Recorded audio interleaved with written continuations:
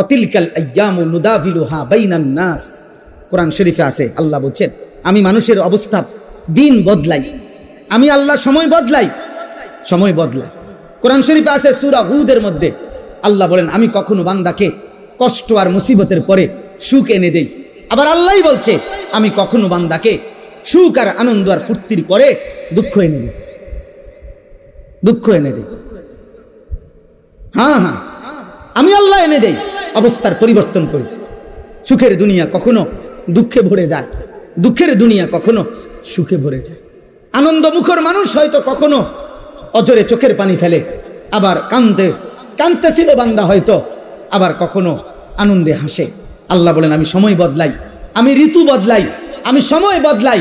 একবার রাত আনি আবার দিন আনি, একবার আলো আনি আবার অন্ধকার আনি, একবার রোদ আনি আবার বৃষ্টি আনি, একবার সকাল বানাই আবার বিকেল বানাই, একবার দুপুর বানাই আবার রাত্রি বানাই। ঠিক তেমনি ভাবে প্রতি মুহূর্তে যেহেতু আমি আমার এই পৃথিবীতে অবস্থার পরিবর্তন করছি, তাহলে ইমানদার মনে রেখো, ঘাবড়ায়ও না। ইমানের বিজয়, কালেমার বিজয়, ইসলামের বিজয়, আল্লাহর দ্বীনের সম্মান, ওলামা, দ্বীনওয়ালা, কোরআনওয়ালা, সেজদাওয়ালাদের সম্মানের দিনও খুব কাছায় গেছে ইনশাআল্লাহ। তোমরা গুনাহ ছাড়ো, অসভ্যতার সীমা ছাড়াই যাচ্ছ তোমরা। 24 ঘন্টায় যাদের এক ওয়াক্ত নামাজ পড়তে মন চায় না, নাফরমান সন্তান, মনে রাখিস সীমা ছাড়াই যাচ্ছ। 24 ঘন্টা যারা নারী ছাড়া, ছবি ছাড়া, মোবাইলের উলঙ্গ দৃশ্য ছাড়া যাদের রাত কাটে না, দিন কাটে না, নাফরমান, মনে রাখিস সীমা ছাড়াই গেছ। এটা বাড়াবাড়ি, বাড়াবাড়ি, এটা বাড়াবাড়ি।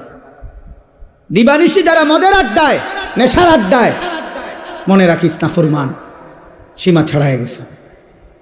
ঠিক হবে না এটা। যে মালিক রোদ আনে সে মালিক বৃষ্টিও আনে, যে মালিক হাসায় সে মালিক কাঁদায়,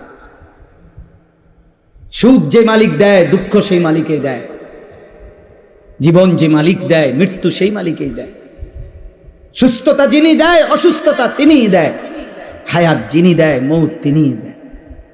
না ভিন্ন কেউ? কথা বলেন না, ভিন্ন কেউ না, একই আল্লাহ। ওয়া আন্নাহু হুয়া আদহাকা ওয়া আবকা।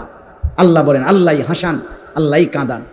আদহাকা মানে আল্লাহ হাসান, আবকা মানে আল্লাহ কাঁদান। ওয়া আন্নাহু হুয়া আমাতা ওয়া আহইয়া।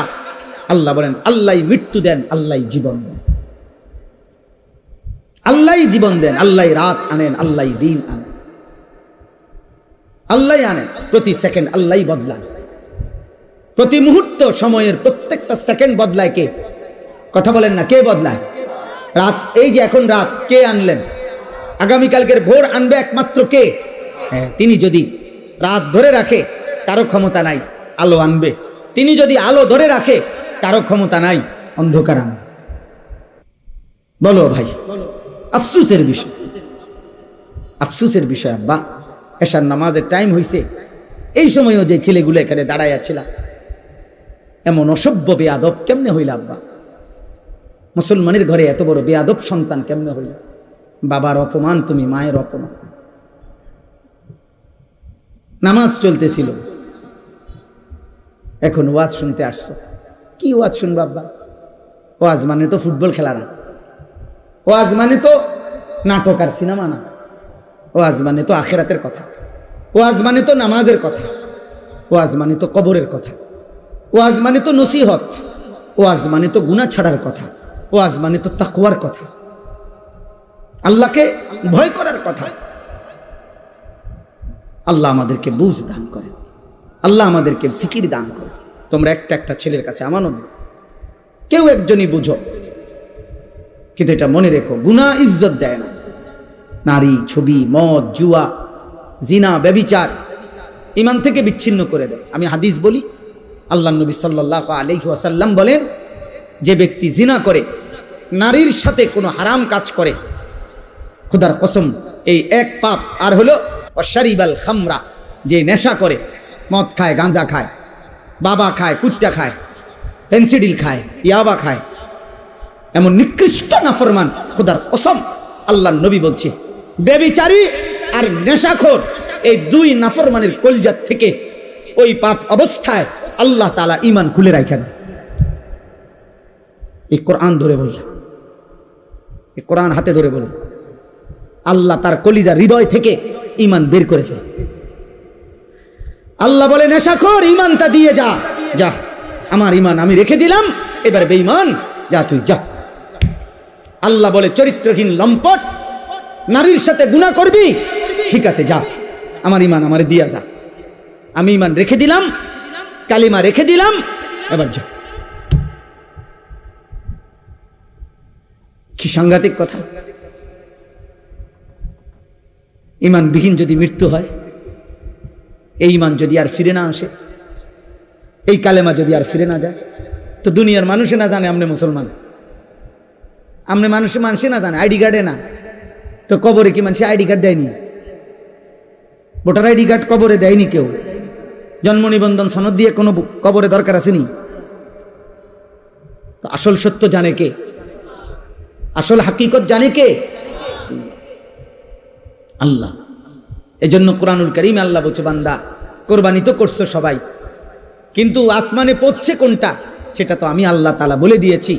ওয়ালাকিন ইয়ানালুহুত তাকওয়া মিনকুম, তাকওয়া গুনাহমুক্ত জীবন। কোরবানির প্রত্যেকটা শুরু থেকে শেষ পর্যন্ত গুনাহমুক্ত জিন্দেগি যার, গুনাহমুক্ত তাকওয়া, আসমানে পৌঁছবে কেবল তা, বাকিগুলো জমিনের কোরবানি জমিনেই থাকে। কোরবানি তো করছিল হাবিলও, কোরবানি তো করছে কাবিলও। পৃথিবীর আশ্চর্য গুরুত্বপূর্ণ কথা হলো, সর্বপ্রথম এই পৃথিবীতে দুইটা কোরবানি হয়েছে মাত্র। প্রথম দিন হাবিল আর কাবিল, কোরবানি হয়েছে মাত্র দুইটা। প্রথম দিন, সর্বপ্রথম, সেই প্রথম দিনের দুইটা কোরবানির মধ্যেই আল্লাহ বলছে কোরআনে, ফাতুকুব্বিলা মিন আহাদিহিমা ওয়া লাম ইউতাকাব্বাল মিনাল আখার। একটা কোরবানি কবুল হলো, একটা কোরবানি কবুল হলো না। তাহলে মাত্র কোরবানি হয়েছে দুইটা, ওইখানেই আল্লাহ একটা বাদ করে দিছে, সেই প্রথম দিনে একটা ফেলে দিছে। আল্লাহ বলছে কবুল হয় নাই একটা, তো সেখানেই আল্লাহ বলে দিছে ইন্নামা ইয়াতাকাব্বালুল্লাহু মিনাল মুত্তাকিন। শোনো বান্দা, কিয়ামত পর্যন্ত কেউ কোরবানি কবুল হবে তার তাকওয়া থাকবে যা। কোরবানি কবুল হবে কার বলেন? বলেন না সবাই, বলেন কার? তাকওয়া থাকবে যা। তাকওয়া মানে গুনাহমুক্ত জীবন। তাকওয়া মানে কি বলেন? গুনাহমুক্ত জীবন। গুনাহমুক্ত জীবন, গুনাহমুক্ত। কি কি গুনাহমুক্ত? এক নাম্বার সম্পদ গুনাহমুক্ত।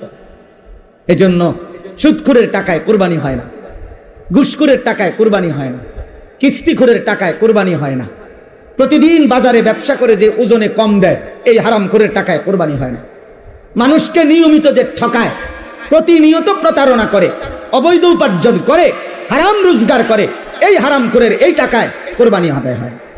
গোস্ত সিদ্ধ হয়, গোস্ত কি হয়? সিদ্ধ। রুটি দিয়ে খাওয়ান যায়, এটার সমস্যা নাই।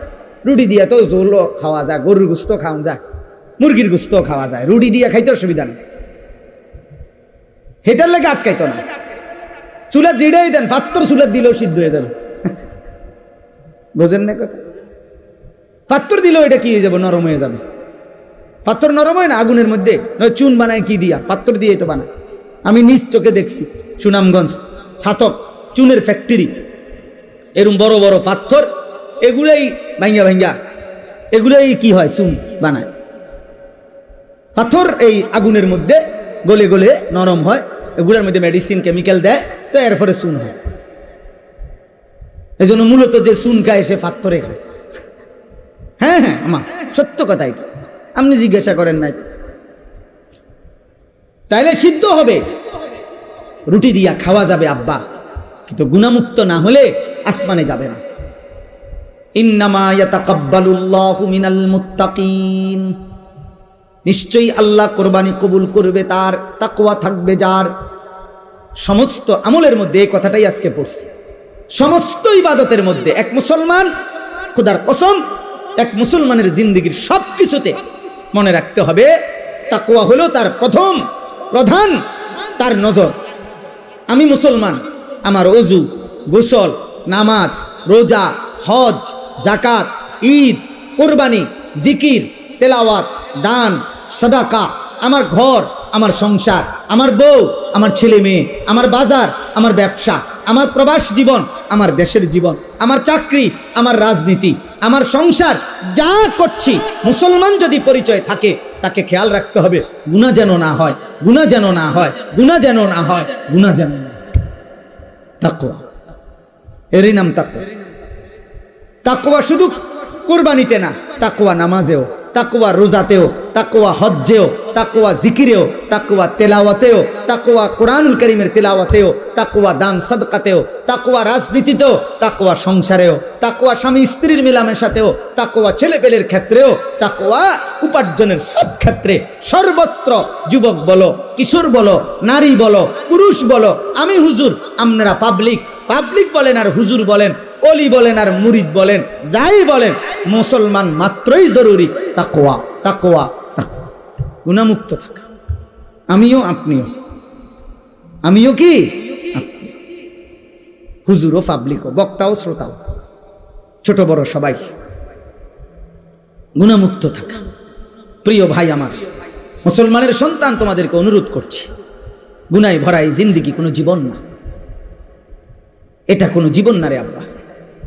নারী, ছবি, মদ, জুয়া, চুরি, ডাকাতি, জিনা, ব্যভিচার, গান, বাদ্য, অশ্লীলতা, সুদ, ঘুষ, কিস্তি, হারাম রোজগার, এটা কোনো মুসলমানের জীবন না। এ জীবন হাইওয়ানের জীবন, এ জীবন পশুর জীবন, এ জীবন চতুষ্পদ জন্তুর জীবন। হ্যাঁ হ্যাঁ, রাগ করলো এটাই কথা, অভিমান করলো এটাই কথা, এটাই সত্য।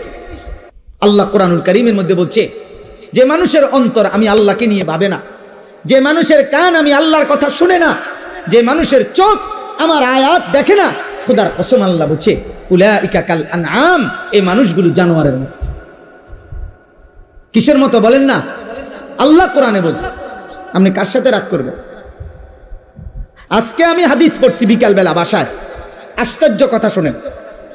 একটা ছোট্ট বিষয়, আপনি এটারে, আপনার কাছে মনে হবে একটা ছোট্ট বিষয়। নামাজি ব্যক্তির সামনে যে সূত্রা দেয়, এটা বুঝেননি আপনারা? মানে নামাজি ব্যক্তির সামনে দিয়ে যাতে কেউ না যায়, কথা বুঝছেন কিনা? এই সামনে একটা ছোট কাঠি কিছু একটা দেয় না মানুষ, এই সূত্রা, এই যে সূত্রা কয় আরবিতে, মানে নামাজি ব্যক্তির সামনে কমপক্ষে সেজদার জায়গাটুকু পার করে একটা কিছু থাকা, যাতে করে এই নামাজির এই সামনে কোনো মুসলমান যাতে কি না না যায়। তো নবীজি বলছেন, যদি কোনো ব্যক্তি জানতো যে নামাজি ব্যক্তির সামনে দিয়ে অতিক্রম করা কি পরিমাণ গুনাহ, যদি এটা বুঝতো, তাইলে প্রয়োজনে 40 বছর টানা দাঁড়াইয়া থাকে। এক হাদিস। আরেক হাদিসে আবু হুরায়রার হাদিস হলো যে নবীজি বলছেন, তাহলে সে প্রয়োজনে মিআতু আমিন, 100 বছর হইল দাঁড়াইয়া থাকতো, তবু অতিক্রম করতো না। এটা হলো একটা কথা। হাদিসের দ্বিতীয় অংশ আরো মারাত্মক। এই সামান্য এই বিষয়টা যে নামাজি ব্যক্তির সামনে দিয়ে যেন অতিক্রম না করে, নবীজি বলেন, তোমাদের নামাজের সামনে যদি কেউ অতিক্রম করতে চায়, তোমরা তাকে হাত দিয়ে প্রয়োজনে বাধা দাও। যদি বাধা না মানে, তাহলে তুমি তোমার শক্তি প্রয়োগ করো, মানে হাত জোর করে ধরে রাখো, যেন কোনোভাবে তোমার হাত ধাক্কাইয়া সে যাইতে না পারে। নবীজি বলেন এরপরে শব্দ, ফাইন্নামা হুয়া শাইতানুন, শাইতানুন, খোদার কসম নবী বলে, এর সামনে দিয়ে যে লোকটা চলে যাইতেছে নিশ্চয়ই সে শয়তান। কারে বলছে? এ মানুষ এটারে বলছে এটা শয়তান। কত ছোট্ট বিষয়, বিষয়টা সামান্য কিনা, কিন্তু নবীজি বলছে এটা শয়তান। নামাজি ব্যক্তির সামনে দিয়ে গেল কেন? তাইলে যে রাসূল সাল্লাল্লাহু আলাইহি সাল্লাম নামাজি ব্যক্তির সামনে অতিক্রমকারী ব্যক্তিটাকে আর কোনো পাপ নাই, শুধু বেড়ান দিয়ে গেছে, আর এই কথা বোঝেন নাই? কি চুরি করছে এনে, এরে নবীজি বলছে এটা শয়তান। এখন বাকি নাফরমান যারা নাফরমানি করছে, তাদের পরিচয় কি? তাদের পরিচয় কি? নাউজুবিল্লাহ। দোস্ত আমার, বন্ধু আমার, ছেলেরা আমার, কেউ হয়তো তোমারে ধরতেছে না, কেউ হয়তো তোমারে ছুঁইতেছে না, কেউ হয়তো তোমারে ফেরাইবার মতো সাহস করছে না, ফলে তুমি যা ইচ্ছা তাই করে নষ্ট হয়ে যাচ্ছ। কিন্তু শেষ পর্যন্ত তো কেউ রে ছাড়াই তুমি কবরে যাইবা, একাকী সেদিন তুমি কেমনে শুইবা, কেমনে শুইবা? এই জন্য আজকে এটাই আমার বক্তব্য। আমি কোরআনুল কারীমের যে আয়াতটা পড়ছি সূরা আলে ইমরানের 4 নম্বর পারা 3 নম্বর সূরা 102 নম্বর আয়াত, আল্লাহ তাআলা বলছেন, হে ঈমানদারগণ, ইত্তাকুল্লাহা হাক্কা তুকাতিহ, তোমার সবটুকু সাধ্য দিয়ে, তোমার সবটুকু সামর্থ্য দিয়ে ঈমানদার মুমিন আল্লাহকে ভয় করো, তাকওয়া অবলম্বন করো, গুনাহ থেকে বাঁচো, গুনাহ থেকে বাঁচো, গুনাহ থেকে বাঁচো, গুনাহ থেকে বাঁচো। সবটুকু সামর্থ্য দিয়ে তুমি যুদ্ধ করো, তুমি প্রাণপণ লড়াই করো, তুমি সর্বোচ্চ হিম্মত করো যে আল্লাহ আমি বেঁচে থাকতে জেনে বুঝে আমি আপনার নাফরমানি করব। আল্লাহ বলছে, বান্দা এটা তোমার কাছে আমার চাওয়া, কারণ তুমি মুমিন। ইয়া আইয়ুহাল্লাযীনা আমানু, তুমি মুসলমান। তুমি হিন্দু হইলে আমি বলতাম না, তুমি ইহুদির বাচ্চা হইলে তোমার আমি বলতাম না, তুমি খ্রিস্টান হইলে আমি বলতাম না, তুমি বৌদ্ধ হইলে আমি বলতাম না, তুমি যদি বলতা তুমি মুরতাদ, নাস্তিক, বেঈমান, আল্লাহ বলে তাইলে আমি তোমারে বলতাম না, কিন্তু তুমি বলছো তুমি মুসলমান, এই জন্য তোমাকে বলছি। এখন আমরা যারা এখানে দাঁড়াইয়া বসে আছি, আমরা নিজেকে মুসলমান বলি তো? কথা বলে না? ছেলেরা বলো না তোমরা মুসলমান? সবাই বলো তো। তোমাদেরকে আল্লাহ বলছে ইত্তাকুল্লাহা হাক্কা তুকাতিহ, ভয় করো। আল্লাহকে ভয় করা মানেই হলো গুনাহ ছেড়ে দাও। আল্লাহকে ভয় করার প্রথম তর্জমা গুনাহ বর্জন করো। এই জন্যই তো বলছে আল্লাহ, যদি গুনাহই ছাড়তে না পারো বান্দা, আমার ঈমান আমারে দিয়া দাও, লাগবে না, যা। তোমার মতো 2-4 জন নষ্ট মানুষ ঈমানদার না হইল আমার আখিরাতে অসুবিধা হবে না, আমার জান্নাতেও লোকের ঘাটতি হবে না। এই জন্য নবীজি বলছে যে মদখোরের কলিজার থেকে, নেশাখোরের কলিজার থেকে আল্লাহ ঈমান রাইখা দেয়, যায় দিয়া যায়। জিনা ব্যভিচার করে যে নারীর সাথে, হারাম প্রেম, হারাম সম্পর্ক, অশ্লীলতা যে করে, আল্লাহ তার হৃদয় থেকে ঈমান রেখে দেয়, যা আমার ঈমান আমার দিয়া যা, যা যা বেঈমান, এবার যা বাইর। আল্লাহ নবী, আল্লাহ কোরআনে বলছেন, হে সুদখোর, আমি আল্লাহর সাথে সুদ খাচ্ছ, ঠিক আছে খাও, শুধু মনে রেখো আমি আল্লাহর সাথে যুদ্ধের ঘোষণা শুনে নাও, তোর লগে আমি যুদ্ধ করুম, দেখি তুই আমার সাথে যুদ্ধ কইরা তোর অভাব কেমনে মিটাস, আমি আল্লাহ, আমি থাকতে তোর আমি দেখো। খোদার কসম, এটা কোরআনের আয়াত। আল্লাহ সুদখোরকে ডাইরেক্ট বলছে, তোর লগে আমি যুদ্ধ করলাম, যুদ্ধের ঘোষণা দিলাম, আমি তোর অভাব দূর করব না, চাই তোর কোন আব্বা তোর অভাব দূর করে আমি দেখো, তোর কোন বাপে আছে। এই জন্য পৃথিবীর একটা সুদখোর আজ পর্যন্ত সুখের কোনো দাবি করতে পারে নাই। লোনের পর লোন নিতেছে, টাকার পর টাকা নিতেছে, একটা পর্যায়ে দেউলিয়া হইয়া, একটা পর্যায়ে দেউলিয়া। কালকে রাত্রে, গতকালকে রাত্রে, আহা, একজনের কথা আমারে বলতেছে, একজন শুনাইছে, দোয়া চাইছে যে হুজুর, লোন নিতে নিতে, সুদ নিতে নিতে 400 কোটি টাকা নিছে, নিয়ে একসাথে বড় বড় প্রকল্প 6টা কোটি কোটি টাকা খরচ করে এক একটাতে ব্যয় করে সাজাইছে। এখন যারা টাকা নিছে দিছে উনারে, সবাই একসাথে টাকা খুঁজতেছে। এখন সে সুদের টাকা সুদ করবে নাকি বেচা কিনা কইরা টাকা উঠাবে, পুঁজি আনবো না লাভ আনবো, কোনো কিছু নাই। একেবারে কসম শুনাইতেছে যে শেষ পর্যন্ত এখন দেউলিয়া হইয়া বাড়ি ছাড়া। আর এই গত 3-4 মাস আগে স্ত্রী, ওই লোক বলতেছে আমার কাছে চোখের পানি ফেলার মতো, বলতেছে হুজুর, উনার স্ত্রীর পায়ে ধরে রয়েছে, বউয়ের পাও ধরে রয়েছে ওই কোটি কোটি টাকার মালিক, যে তুমি আমারে ছেড়ে যাইও না, আমার এখন আর কিচ্ছু নাই। বেটি বলে, না তোর কাছে যেহেতু কিছুই না, সম্পদ কিচ্ছু নাই, আমি তোর মতো ফকিরের কাছে থাকবো না, কয়ে বউ চলে গেছে। আহা, দুনিয়া তারে আজ কোথায় নিয়ে গেছে, হারাম তাকে আজ কোথায় নিয়ে গেছে। আজ ঘর হারা, স্ত্রী হারা, মানুষের সাথে সম্পর্ক হারা। এই জন্য গুনাহ ইজ্জত দেয় না আব্বা, আজ না হোক কাল লজ্জিত করে। এটাই আমার শেষ কথা। আমি অনুরোধ করলাম, গুনাহ ইজ্জত দেয় না, গুনাহ সম্মান দেয় না। তোমরা যারা ইনসাফ যদি থাকে, বিবেক যদি থাকে, আব্বা একটা ছেলেকে বলি, তোমরা যারা নামাজ পড়ো না, আল্লাহর সাক্ষী রেখা যদি এখানে আইসা দাঁড়াইয়া বলো, তোমার বিবেক কি বলে? এই সমাজের মানুষ তোমারে কি মনে করে?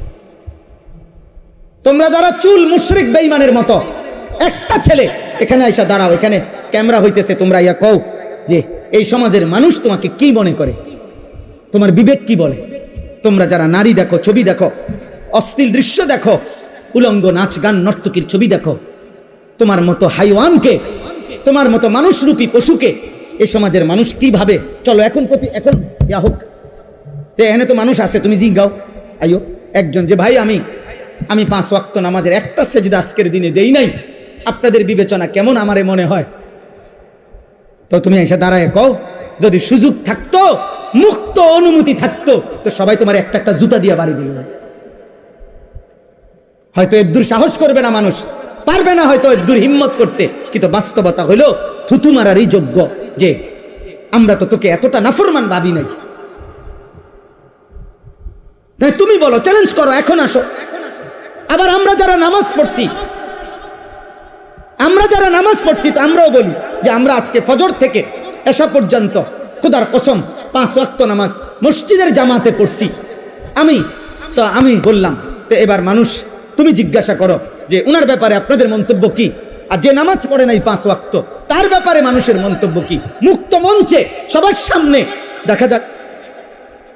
কথা বুঝেন নাই? এখানে দেখা হোক। অতএব দোস্ত, এটাই কথা, ঈদ পরবর্তী কথা এটাই। কোরবানির ঈদ বলি আর রোজার ঈদ বলি, রমজান বলি আর হজ বলি, নামাজ বলি আর সেজদা বলি, সমস্ত ইবাদতের টার্গেট আমার জীবনে যেন তাকওয়া আসে। আমার জীবনে যেন কি আসে? তাকওয়া। গুনাহমুক্ত জীবন, আল্লাহকে ভালোবাসা, গুনাহকে বর্জন করা। ওয়ালা তামুতুন্না ইল্লা ওয়া আনতুম মুসলিমুন। আল্লাহ তাআলা বলেন, আমার বান্দা পূর্ণ মুসলিম না হয়ে, আমার আনুগত্য পুরা না করে মৃত্যুবরণ করো না, কবরে আইসো না। কবরে আসবার আগে একবার না 50 বার, 50 বার না 500 বার মিলাইয়া আসো যে আল্লাহর আনুগত্য পুরা করেছি কিনা। আল্লাহ বলেন হিসাব মিলে আসো। আমরা অনেকেরে আছে পুরুষ মানুষ, আমাদের মহিলারা বাজারের লিস্টি দেয়, দেখবেন মাসিক বাজারের মুদি মালের পেঁয়াজ 10 কেজি, রসুন 3 কেজি এমনি লেখা দেয় না? তাহলে আমাদের নিয়ম কি? আমরা যে কোনো পুরুষ, আমরা যারা বাজার করি এরকম লিস্টি চাইয়া, তো আমরা বাজারে থাকতে বারবারই একটু পর পর আমি যেটা করি যে আমার এই লিস্টি দিলে আমি মাল কিনি, এদিক দিয়ে দাগ দেই, দিয়া আবার দেখি কোনোটা বাদ আছে কিনা, শ্রোতা এটার লগে মিলাইয়া তারপরে খরচ শেষ করি। যেই দোকানদারে মালটা দেয়, যেই মুদি দোকানদার যার কাছে আমরা লেখাইছি, শ্রোতা লেখায়, মানে এটার মধ্যে ও যখন ওই বস্তার মধ্যে বইরে মালটা দেয়, সব মাইপা সারলে এটার লগে মিলাই কিনা বলেন, এমনি কোনা দিয়ে দেয়, দাগ দেয় না, দাগ দিয়ে দিয়া হয়ে বস্তার মধ্যে মালটা বুঝাই দিয়া, এই যে মাল 13টা, এখানে দিছি 13টা, হুজুর এত দাম নেন। তাহলে আল্লাহ তাআলা বলেন, ওয়ালা তামুতুন্না ইল্লা ওয়া আনতুম মুসলিমুন। আমার বান্দা, আমার আনুগত্য, আমার ইবাদত, আমার হুকুম দুনিয়ায় থাকতে মরার আগে মিলাইয়া আইসো, মিলাইয়া ডাক দিয়ে মিলাইয়া আইসো, মিলাইয়া কবরে আইসো, নাই তো 1 সেকেন্ডে কবরে টিকতে পারতাম না। এই জন্য যে আমি সব সময় বলি, চাচা মিয়া গপ মারে সাদুয়ানে বইয়া, আল্লাহর রহমতে 3 ফুট বিদেশ পাঠাইয়া জিগুন বিয়া দিয়া লাইছি, গদ্দুয়ার করে আমার শাল্লাহ।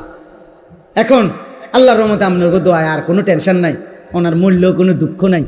না, আপনি মরেন আল্লাহর রহমতে, আপনি খুব দ্রুত সময় মরে যান চাচা, আপনি মরিয়া না দেখবেন দুঃখ কাকে বলে।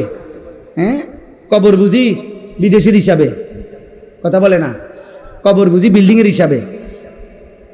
তো এটি কি কইলেন আপনি? এগুলো কি শুনাইলেন মানুষের? আখেরাতের কথা কি দিয়ে বুঝাইলেন? বিল্ডিং দিয়া? নাউজুবিল্লাহ। আল্লাহ আমাদেরকে হেফাজত করেন, আল্লাহ আমাদের সবাইকে কবুল করেন। আজকের এই আলগি নওজওয়ান, এই ছোট্ট ছোট্ট কিশোর ছেলেগুলো যারা এই মাহফিলটা সাজিয়েছে, আল্লাহ আমাদের সবাইকে কবুল করে নেন। আল্লাহ পাক তাদেরকে উত্তম বিনিময় দান করেন। ছেলেরা মদের আড্ডা, জুয়ার আড্ডা, নারীর আড্ডা, জিনার আড্ডা, ব্যভিচারের আড্ডা ছেড়ে দাও। জীবনটা সুন্দর করো, জীবনটা সুন্দর করো। আল্লাহ আমাদের সবাইকে কবুল করে নেন। ওমর রাদিয়াল্লাহু তাআলা আনহু মাঝখান দিয়ে শুধু একটা কাজ করছে। প্রথম থেকে ওনার আচরণটা ছিল উগ্র, উনি তরবারি হাতে নিয়ে বলছে মক্কার কুরাইশদেরকে যে মোহাম্মদকে আমি এক্ষণ কল্লা নিয়ে আসতেছি, তোমরা কাবাগরের সামনে গিয়ে দাঁড়াও, আমি আসতেছি। প্রতিমধ্যে শুনছে ওমরের বোন আর বোন জামাই কালেমা গ্রহণ করছে। এবার আরো উত্তেজিত হয়ে ওনাদের ঘরে গিয়ে ওনাদেরকে আচ্ছা মতো মারছে, মেরে রক্তাক্ত করে ফেলছে ওমরের বোন জামাই এবং বোনকে। ওমরের বোন জামাই বিখ্যাত সাহাবী ছিলেন, হযরত সাঈদ ইবনে যায়েদ, যাকে মারছে বেহেশতের সুসংবাদ প্রাপ্ত আশারায়ে মুবাশশারা যে 10 জন সাহাবী, এর মধ্যে একজন হলো এই ওমরের এই বোন জামাই। অনেক বড় সাহাবী, উনি মুস্তাজাবুদ দাওয়া বলা হইতো ওনাকে। এই সাহাবী ব্যাপারে প্রসিদ্ধ ছিল যে ইনি যা আল্লাহর কাছে চাইতেন আল্লাহ তাই কবুল করতেন। এই উনি এবং ওনার বোন, বোনের নাম ছিল ফাতেমা। ভাই তোমরা ওইখানে কি বুঝে বসছো ভাইয়া? এটা তো এমন না যে খেলার মাঠ, তোমরা গ্যালারিতে বসছো। বিষয়টা কি আসলে? মুসলমানের সাথে বসতে লজ্জা কিসের? মাটিতে বসার মধ্যে সবচেয়ে বেশি আনন্দ, কারণ মাটির মানুষ, মাটিতে বসার মধ্যেই তৃপ্তি, মাটিতে বসার মধ্যেই আমাদের মূল তৃপ্তি। মাটির সাথে সম্পৃক্ততা, এটা আমাদের আসলের সাথে, মূলের সাথে সম্পৃক্ততা। মিনহা খালাকনাকুম ওয়া ফিহা নুঈদুকুম ওয়া মিনহা নুখরিজুকুম তারাতান উখরা। আল্লাহ তাআলা তো এটাই শিখাইছে, এই মাটি থেকেই তোমাদেরকে সৃষ্টি করেছি, এই মাটিতেই আবার তোমাদেরকে কবরে ফিরিয়ে আনবো, এই মাটি থেকেই আবার একদিন তোমাদেরকে আমি হাসরের ময়দানে উঠাবো। কাজে তুমি চাইলেও বান্দা মাটির থেকে সম্পর্ক তুমি নিজেকে বিচ্ছিন্ন করতে পারবা। বিল্ডিং তোমার 80 তলা হোক, মাটিতেই ফিরতে হবে। বিল্ডিং তোমার রাজপ্রাসাদ হোক, একদিন তোমাকে কোথায় ফিরতে হবে? মাটিতেই ফিরতে। ওয়া ফিহা নুঈদুকুম, এই মাটিতেই তোমাকে ফেরত নিয়ে আসবে। এজন্য মাটির সাথে সম্পৃক্ততা, এটা তো আমাদের মূলের সাথে সম্পৃক্ততা। এই জন্য মাটিতে বসার মধ্যে কোনো লজ্জাও নাই, সংকোচও নাই, এবং কারণ এটাই আমাদের মূল বাস্তবতা। একদিন আমাকে লম্বা সময়ের জন্য এই মাটিতেই শুয়ে থাকতে হবে। তাহলে বলতেছিলাম যে আল্লাহর কথা যদি মনোযোগ দিই, ও ওমরের কথা বলতেছিলাম, তো বোন এবং বোন জামাইকেও এবার আচ্ছাতরে মারছে। কেন? কালেমা গ্রহণ করল। তাহলে অপরাধের উপরে অপরাধ, পাপের উপরে আরো পাপ। একে তো তরবারি হাতে রওনা দিয়েছে, নবী সাল্লাল্লাহু আলাইহি সাল্লামকে হত্যা করবে, এটা যে কল্পনা করছে এটাও তো কত বড় পাপ, কত বড় গুনাহ। আবার এই কালেমা গ্রহণ করার অপরাধে বোন আর বোন জামাইকে আচ্ছাতরে রক্তাক্ত করে ফেলছে। কিন্তু ওমর একটা কাজ করে ফেলছে, অল্প একটু কাজ। সেটা হলো যখন রাগ থামছে, মারতে মারতে বল ফিরে গেছে, তখন ওমর রাদিয়াল্লাহু তাআলা আনহু ওনার বোনকে, বোন জামাইকে বলছে একটা কথা, যে তোমরা কি পড়তেছিলা সে শোনাও। আমি যখন ঢুকতেছি তখন শুনতেছিলাম তোমরা কি যেন পড়তেছিলা, এগুলা কি পড়তেছিলা ওটা কও। এই আরশ আজিমের মালিক আল্লাহ তাআলা বলে, বান্দা ওমর, এটুকু আগ্রহ দেখাইছ আমার কোরআন শুনবার জন্য, যা হেদায়েত দিয়ে দিলাম। এরপরেই আল্লাহর কোরআন শুনছে এবং কিছুক্ষণের মধ্যেই নবীজির কাছে গিয়ে এই কোরআন শুনে কালেমা পড়ে মুসলমান হয়ে গেছে। তাহলে একটু আগ্রহ দেখাইছে, ফাঁকে দিয়া এতক্ষণ তো যা করছে সব উল্টা পাল্টাই করতেছিল, কিন্তু এখানে এসে একটু আগ্রহ দেখাইছে যে কি পড়তেছিলি তোরা সেটা শোনা। আল্লাহ তাআলার এটুকুই ভাল লাগছে। তো আল্লাহ তাআলা এইটুকু আগ্রহের বিনিময়ে এত বড় গুনাহ করতে রওনা দিছে, হত্যা করবে নবীকে, নাউজুবিল্লাহ। এত বড় পাপের সংকল্প করে যে রওনা দিছে, এবং এখনো বোন আর বোন জামাইকে এভাবে মারছে, অন্যায় করছে, কিন্তু ওই যে বললাম একটু আগ্রহ দেখাইছে, আল্লাহর কথা শুনতে চাইছে, আল্লাহ তাআলা এর বরকতেই হেদায়েত দিয়ে দিয়েছে। সূরা তাহা কোরআনের একটা সূরা আছে, ওই সূরার কিছু অংশ তেলাওয়াত করছে। ওমর রাদিয়াল্লাহু তাআলা আনহু বলছে, থামো, আর লাগবে না, যা বুঝার আমি বুঝেছি, চলো মুহাম্মদের কাছেই যাই। তো বোন আর বোন জামাই বলছে, কেন যাইবা? বলছে আর গর্দান নিতে না, এবার আমার গর্দানই মুহাম্মদের কদমে দিয়ে দাও। এরপরে কালেমা পড়ে মুসলমান হয়েছে। কোরআনুল কারীমের মধ্যে সূরা হুদের মধ্যে আছে, মক্কার কাফেররা নবীজিকে বলতো, মুহাম্মদ তুমি যে আমাদেরকে কালেমার দাওয়াত দিচ্ছ, আমরা মেনে নিতাম যদি তোমার কাছে বিপুল পরিমাণ অর্থ ভান্ডার থাকতো, বিপুল পরিমাণ টাকা পয়সা ধন ভান্ডার যদি থাকতো, তাইলে আমরা তোমাকে গ্রহণ করতাম। কারণ তখন তো একটা লাভের সম্ভাবনা আছিল যে তোমার দলভুক্ত হইলে অনেক কিছু টাকা পয়সা খাদ্য খাবার বরাদ্দ পাওয়া যাবে। মানুষ নেতার ফিসে ঘুরে উপাস থাকার জন্য, ঠিক না? নেতার পিছনে ঘুরে কেন? উপাস থাকার জন্য, খাওয়া চুরি, যত রকমের ডাইন বাম নয় ছয় পাওয়া যায়, এই সমস্ত ভোগ করার জন্য। এটাই পিছনে পিছনে ঘুরার মাকসাদ। ইল্লা মাশাআল্লাহ, হ্যাঁ যদি কেউ ভিন্ন থাকে, থাকতেই পারে, লাখের মধ্যে, হাজারের মধ্যে, কোটির মধ্যে ভিন্ন কেউ উত্তম, সব জায়গায় সব ক্ষেত্রেই আছে, ছিল, থাকবে। তো এরাও বলতে লাগলো যে তোমার দলভুক্ত হইতাম, তবে যদি তোমার কাছে ধনভাণ্ডার থাকতো। কিন্তু তোমার তো তেমন কিছু নাই, মক্কায় তো আমরা চিনি তোমারে, তোমার বাপও নাই, মাও নাই, তুমি যে এই চাচা আবু তালেবের ঘরে লালিত পালিত হও, উনিও দুর্বল মানুষ আর্থিকভাবে, তাহলে কি বুঝছে তোমারে অনুসরণ করব। 2 নাম্বার, মক্কার কাফেররা বলতো, দ্বিতীয়ত আমরা তোমাকে অনুসরণ করতাম যদি দেখতাম তোমার সাথে আল্লাহর পক্ষ থেকে সরাসরি ফেরেশতা তোমার সাথে থাইকা মুখামুখি আমগরে বলতেছে যে হ্যাঁ আল্লাহর নবী আমি ফেরেশতা বলতেছি। এরকমও যদি আমরা ডাইরেক্ট দেখতাম ফেরেশতা বলতেছে তোমার পক্ষে, তাইলেও অনুসরণ করতাম। কিন্তু এইটাও তো দেখি না, সম্পদও নাই, আবার কোনো ফেরেশতাও তোমার সাথে নাই, দেখি না আমরা, তো আমরা কি বুঝে তোমার অনুসরণ করতাম? কোরআনুল কারীমের মধ্যে আছে, আল্লাহ তাআলা নবীকে বলছে, বন্ধু এমন কথার পরেও আপনি সামান্যতম ঘাবড়াবেন না, আপনি অস্থির হইয়েন না, বরং আপনি মনে রাখবেন শুধু ইন্নামা আনতা মুনদির, আপনি হচ্ছেন আল্লাহর দিকে ভয় প্রদর্শনকারী। আপনি ইন্নামা আনতা নাযীর, আপনি ভয় প্রদর্শনকারী। আপনার দায়িত্ব জাহান্নামের ভয় দেখানো, আপনার দায়িত্ব কবরের ভয় দেখানো, আপনার দায়িত্ব আখিরাতের ভয় দেখানো, আপনার দায়িত্ব আল্লাহর ভয় দেখানো, এটা আপনার জিম্মাদারি, আপনার দায়িত্ব আপনি শতভাগ গুরুত্ব দিয়ে আদায় করেন। এবার পরিবর্তন হইল কয়জন, হইল না কয়জন, বদলাইলো কয়জন, বদলাইলো না কয়জন, এর কোনোটা আপনার জিম্মাদারি না, সেটা আমি আল্লাহর ফয়সালা, ওইটা আমি দেব, ওইটা আমি দেখব।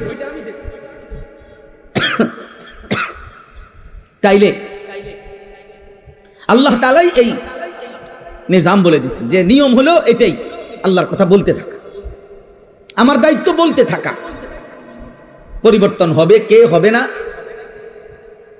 বদলাবে কয়জন, বদলাবে না কয়জন, খোদার কসম বাবা, এটা আল্লাহর ফয়সালা।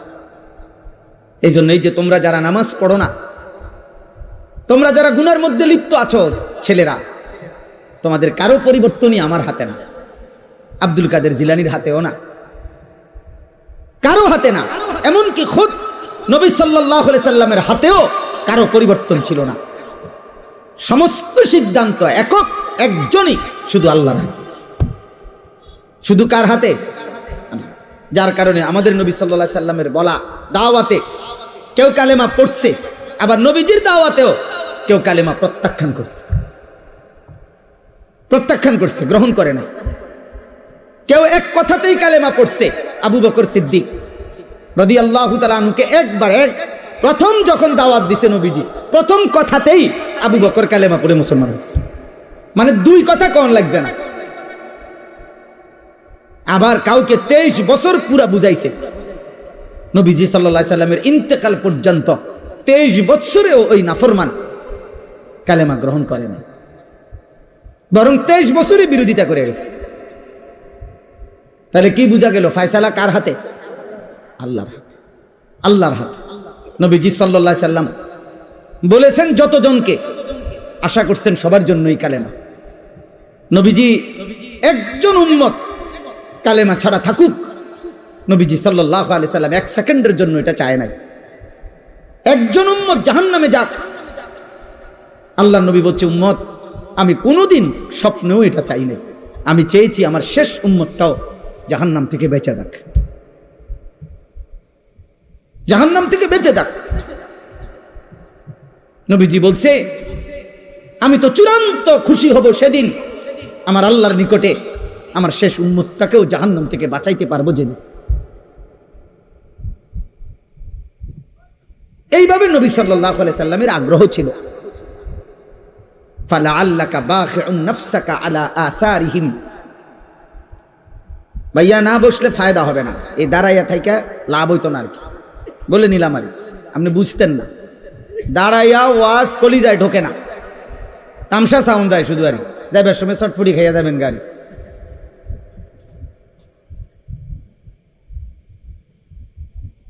অল্প শুনেন, এই তো ওয়াজ শেষ, এরপরে আর বয়ান করবে না কেউ, তাইলে তার মানে আধা ঘন্টা 40 মিনিট সর্বোচ্চ, এরপরে আমি এমনি শেষ করে দেবো ইনশাআল্লাহ। অতএব তোমরা ছেলেদেরকেও বলি বাবা।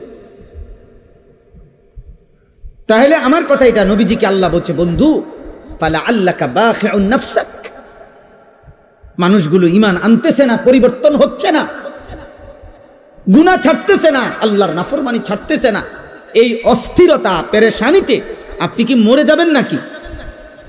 মানে নবীজির অস্থিরতা এত বেশি ছিল যে খুদ আল্লাহ তাআলা নবীজিকে সান্ত্বনা দিছে, বন্ধু আহার একটু থামেন, একটু একটু বিশ্রাম করেন, আপনি তো দেখতেছি মরে না যাবে।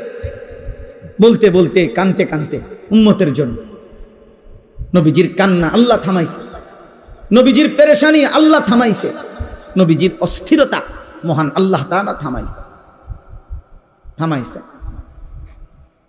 কোরআনে আছে আল্লাহ তাআলা বলছে ফাইন্নাল্লাহা ইউযিল্লু মান ইয়াশা ওয়া ইয়াহদি মান ইয়াশা ফালা তাযহাব নাফসুকা আলাইহিম হাসারাত।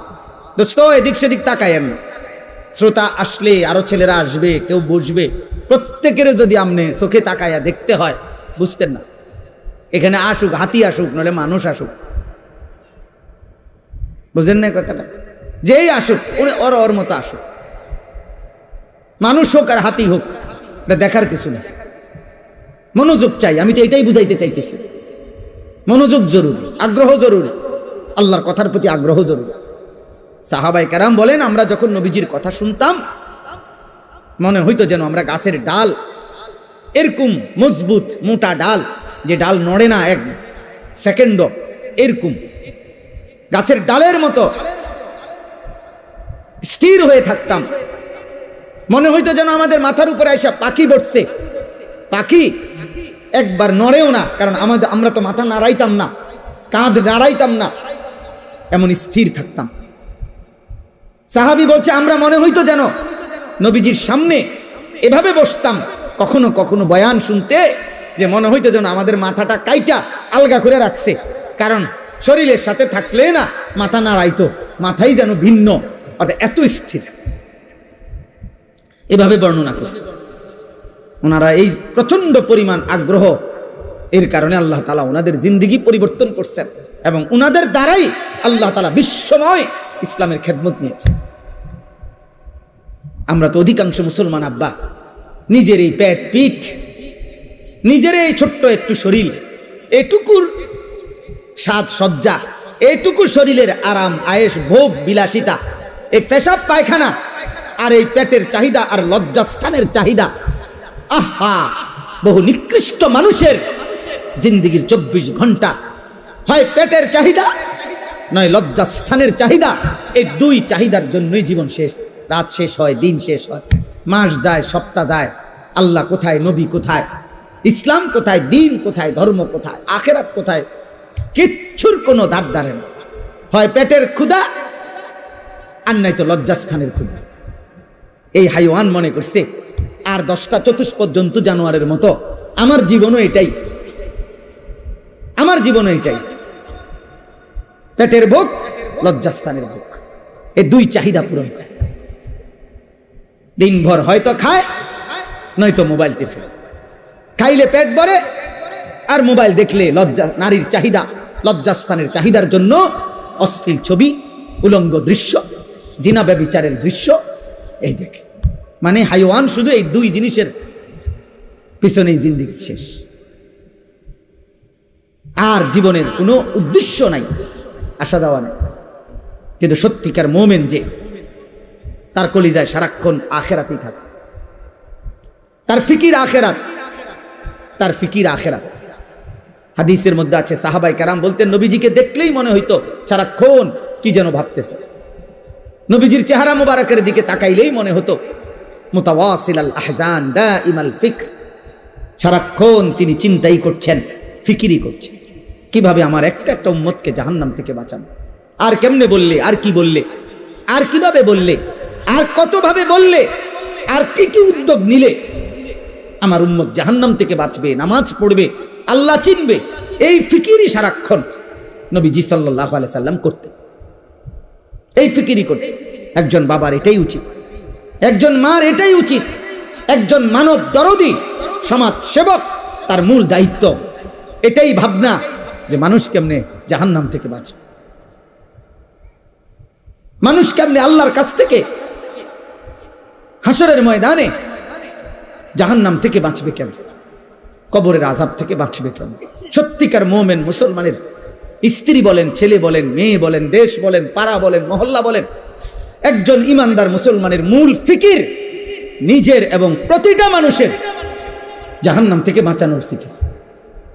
ইন্নামা আনতা নাযীর, নবীজিকে আল্লাহ এটাই বলছে, ঘাবড়াবেন না, আপনার সম্পদ না থাকুক, আপনার সাথে প্রকাশ্য ফেরেশতা তাদের সাথে কথা না বলুক, ওরা যাই আবদার করুক, আপনি মনে রাখবেন ইন্নামা আনতা নাযীর, আপনি জাহান্নামের ভয় প্রদর্শনকারী, আপনি আল্লাহর ভয় প্রদর্শনকারী, কবরের ভয় প্রদর্শনকারী, আখিরাতের ভয় প্রদর্শনকারী। এটাই আপনার দায়িত্ব, আপনি বলতে থাকেন। আমি এখানে আজকেও আইসা মনে হইল কত বছর হয়, 2006 সাল বা 5 সালে, 2006 সাল হবে খুব সম্ভব, আমি প্রথম আপনাদের এই আলগি গ্রামে আসছি বিল্লালদের বাড়ির মাহফিলে। তাইলে আজকে 2026 সাল, বরাবর 20 বছর, বরাবর 20 বছর। এই 20 বছরের ভিতরে খুব কম বছর বাদ গেছে আমি আসছি না, কমপক্ষে 2-3 বছর মনে হয় না এরকম গ্যাপ গেছে, মনে হয় না, টানা এ কোনো না কোনো পারপাসে, এখানে হোক আর ওই পাড়া হোক আর এই পাড়া হোক, ছেলেরা করুক আর বুড়ারা করুক, হুজুররা করুক আর জওয়ানরা করুক, কোনো না কোনো মাহফিলে আসা যাওয়া ছিল। তাহলে 20 বছর পরেও আজও ওই একই বক্তব্য, একই কথা, যে হুজুর মাদকের বেড়ে গেছে, জুয়া বেড়ে গেছে, অশ্লীলতা বেড়ে গেছে, নেশা বেড়ে গেছে। তার মানে প্রতিনিয়ত এই পাপ, গুনাহ, এই অশ্লীলতা, এই বেহায়াপনা।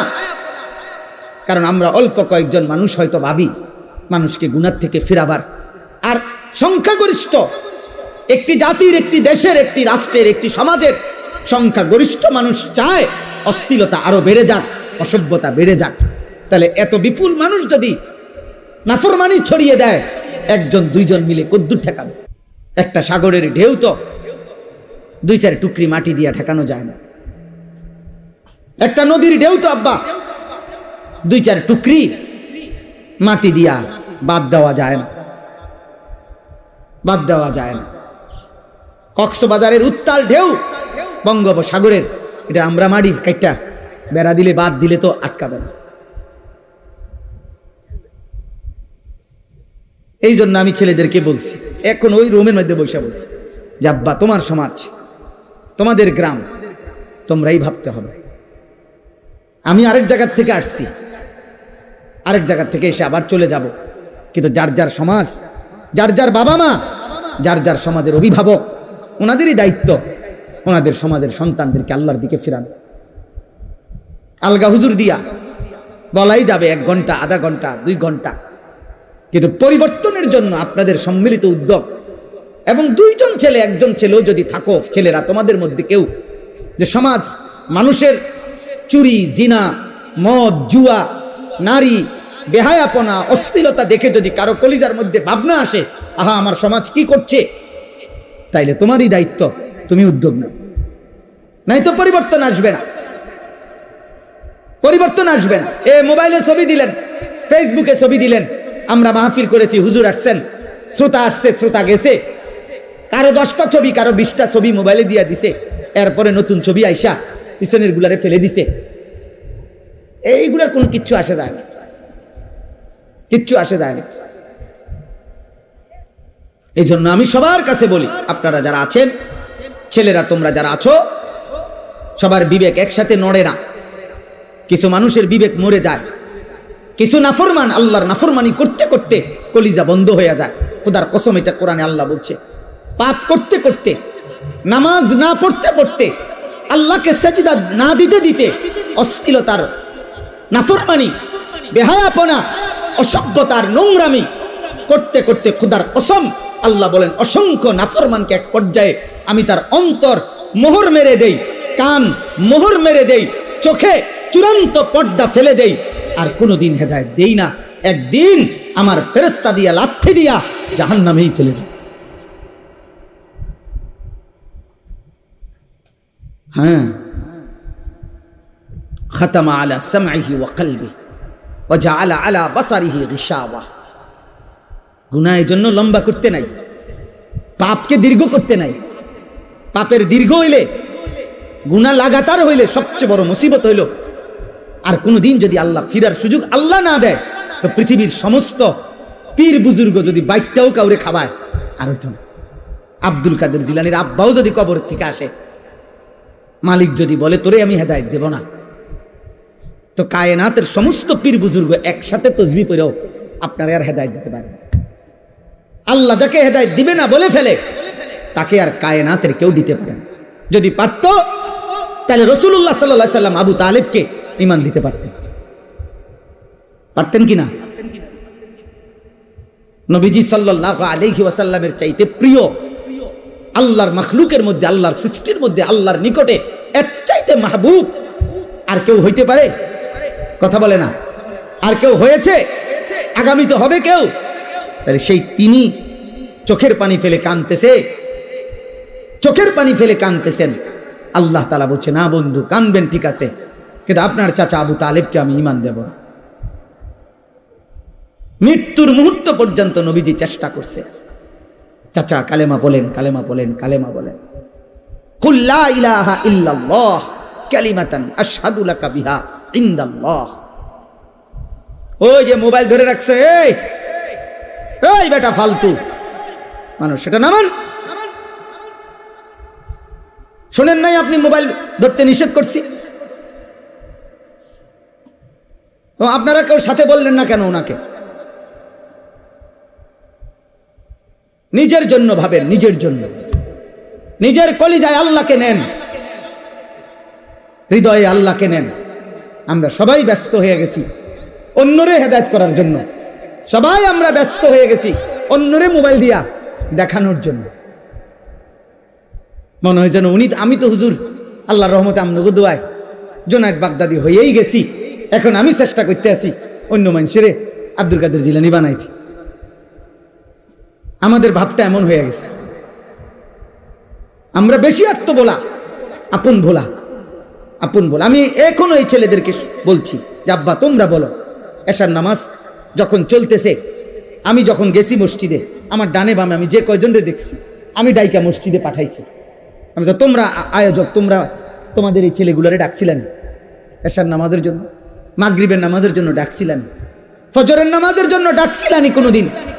তাহলে কেউ যদি কাউকে আল্লাহর দিকে না ডাকে, একজন বক্তা বুঝি কুমিল্লার থেকে আইসা, ঢাকা চিটাং থেকে আইসা বুঝি সবাই রে জোনায়েদ বাগদাদি বানায় ফেলবে? এটা কি তাবিজ?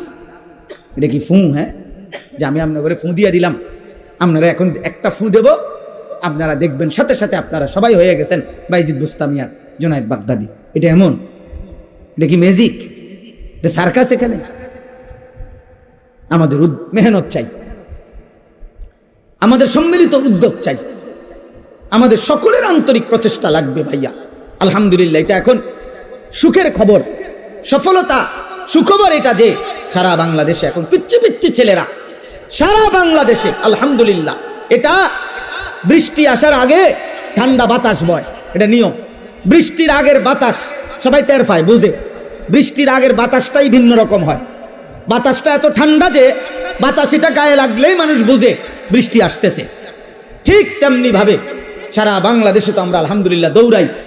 আমরা দেখি এখন ক্লাস 6-এ পড়ে, 7-এ পড়ে, 8-এ পড়ে, এমন ছোট ছোট বাচ্চারাও আল্লাহর কোরআনের মাহফিল, দ্বীনি মাহফিল, এরকম নওজোয়ানরা, ছোট ছোট কিশোর বাচ্চারা মাহফিলের আয়োজন, দ্বীনি মজমার আয়োজন করতেছে। ইনশাআল্লাহ এটা বোঝা যায় যে ঠান্ডা বাতাস বইতেছে, আগামী দিনে ইসলামের পতাকা পৃথিবীময় উড়বে ইনশাআল্লাহ। দেখি সমাজ উল্লেখযোগ্য পরিবর্তন হবে। আমি বললাম একদিন পৃথিবীতে ইসলামের যখন চূড়ান্ত বিজয় ছিল, তখন দুষ্ট চরিত্রের মানুষকে মানুষ অবজ্ঞার দৃষ্টিতে দেখত। আজ যখন গুনার মাত্রা বেড়ে গেছে, তখন আপনাদের চোখে হুজুর আর মোল্লা এখন আপনাদের কাছে দুর্বল মনে হয়। কিন্তু একদিন ইনশাআল্লাহ মালিক যখন চাইবে অবস্থার পরিবর্তন হবে, তখন আমি বললাম প্রত্যেক সমাজে, মনে রাখো ছেলেরা, তোমরা যারা চরিত্রহীন, বেনামাজি, মদখোর, নেশাখোর, গাঁজাখোর, ফুট্টাখোর, বাবাখোর, ইয়াবাখোর, সুদখোর, হারামখোর, কিস্তিখোর, লোকে তোদেরকে দেখলে থুতু মারবে, থুতু মারবে, থুতু মারবে, মনে রাখে। লোকে তোদেরকে দেখলে থু দিবে,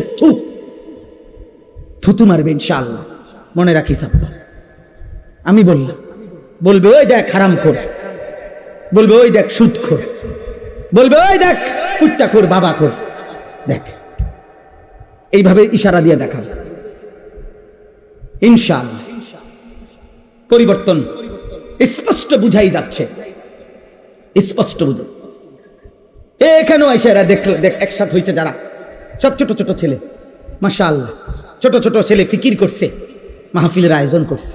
এটা পরিবর্তনের সম্ভাবনা, একদিনেই সব বদলে যাবে। তাহলে নবী সাল্লাল্লাহু আলাইহি সাল্লামের মতো শ্রেষ্ঠতম নবীও 23 বছর মেহনত করতে হতো না। বুঝেন নাই কথাটা?